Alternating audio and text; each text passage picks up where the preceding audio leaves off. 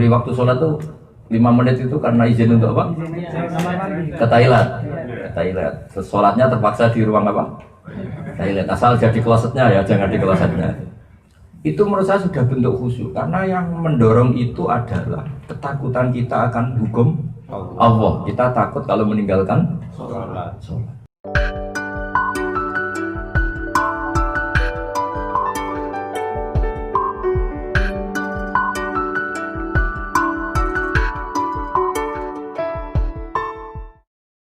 Assalamualaikum warahmatullahi wabarakatuh. Saya Mardiono dari Malang. Ingin bertanya masalah khusyukan sholat. Kami di sini sebagai PKI mungkin untuk mencari waktu-waktu sholat itu amat sulit ya. Jadi mencuri waktu kayak gitu. Apakah sholat yang tidak khusyuk itu bisa diterima oleh Allah Subhanahu Wa Taala? Karena kami sholat waktu mesin berbunyi kayak gitu dan mencuri waktu kayak gitu. Terima kasih.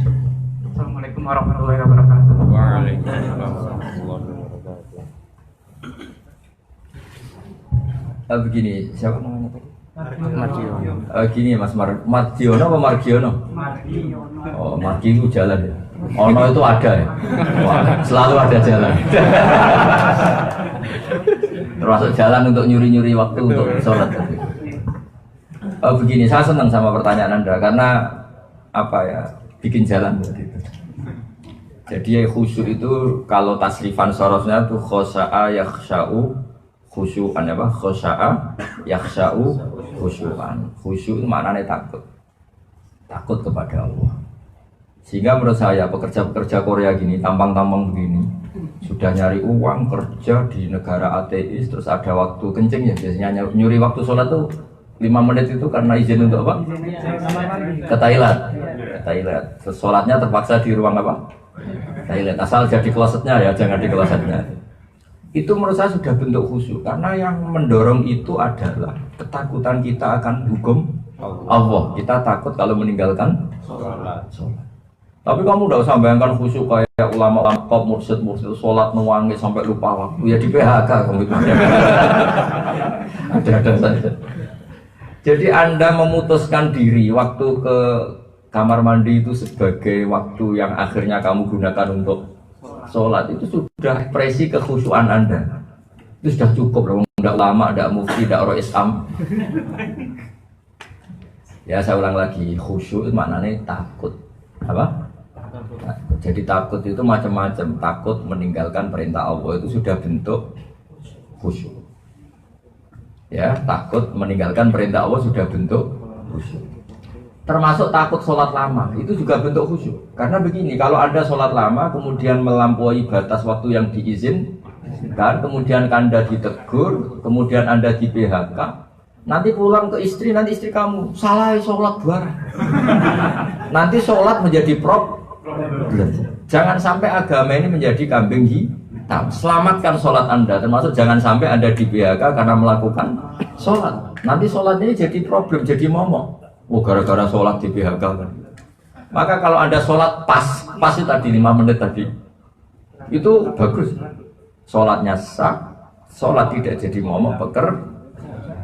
Sehingga Rasulullah SAW saking baiknya itu, kalau ada petani kok sholatnya suwi-suwi ya sama Nabi ditegur. Masyhur kan riwayat itu.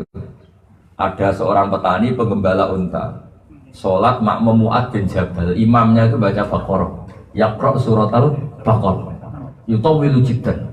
Itu membaca surat Baqarah lama sangat. Akhirnya si petani, wah ini bisa dimarahin majikan saya kalau saya teruskan makmum dia. Tengah-tengah sholat dia mufaroqah. Semain kulhu selesai, pokoknya imamnya ditinggal. Yaqra' surat al-Ikhlas, ya sudah ya takhalas. Terus imamnya tersinggung. Wah itu orang munafik, dimamin nggak sampai selesai lari. Singkat cerita, 2 orang ini mengadu ke Rasulullah. Mu'ad mengadukan ini makmum balelo. Karena apa? Meninggalkan Mu'ad, meninggalkan imam. Si Bedui ini yang penggembala apa? Kambing atau unta atau pekerja lah, pokoknya apa? Lapor ke Rasulullah. Ya Rasulullah, ini Mu'ad imam nggak bener ini. Kita sibuk ya, dia main surat Baqarah gitu kan. Tapi ternyata apa? Nabi itu menyalahkan Mu'ad. Nabi itu yang disalahkan bukan makmum yang balilo yang berontak tadi, menyalahkan imamnya. Afattanun anta ya Mu'ad. Inna minkum munafirin. Kamu jangan ulang seperti itu. Nanti orang akan jera sholat karena sholat jadi problem. Jadi kalau kamu nanti khusyuk, nanti aja setelah tua di Malang jadi imam sholat khusyuk gak apa-apa, gak ada yang behakan. Sekarang pas saja, apa? Pas. Ya saja. Jadi Anda milih sholat meskipun dengar bising pabrik apa itu sudah bentuk khusyuk. Karena yang menggerakkan Anda adalah ketakutan meninggalkan perintah Allah Subhanahu wa Ta'ala. Dan makna khusyuk adalah takut. Yakni takut tidak melakukan perintah Allah.